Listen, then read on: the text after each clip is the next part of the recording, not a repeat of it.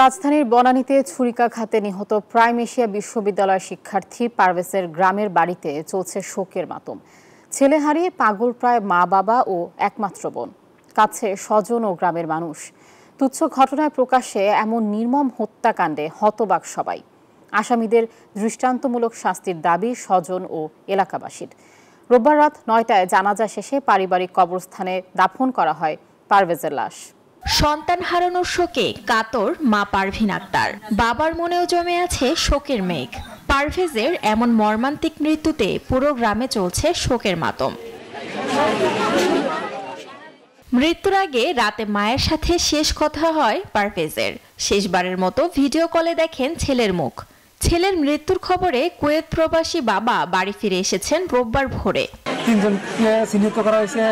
এই তিনজন চিহ্নিত হওয়ার পরে তিনজন কেন গ্রেপ্তার হলো না, এটা আমার সরকারের কাছে দাবি। কেন এই তিনজনকে গ্রেপ্তার করে আনা হলো না, জনসম্মুখে ফাঁসির রায় কার্যকর করা হোক, এটা আমার দাবি। রোববার বিকেলে লাশ আসে ভালুকার বিরুনিয়া ইউনিয়নের গ্রামের বাড়িতে।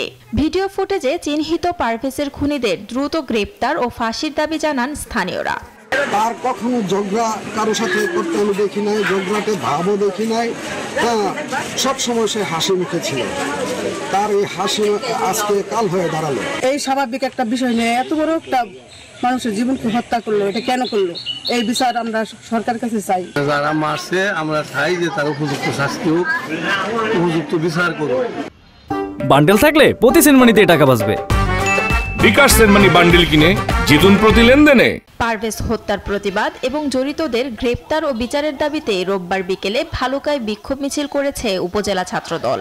গত শনিবার বিকেলে রাজধানীর বনানীতে প্রাইম এশিয়া বিশ্ববিদ্যালয়ের শিক্ষার্থী জাহিদুল ইসলাম পারভেজকে প্রকাশ্যে ছুরিকাঘাতে হত্যা করে দুর্বৃত্তরা।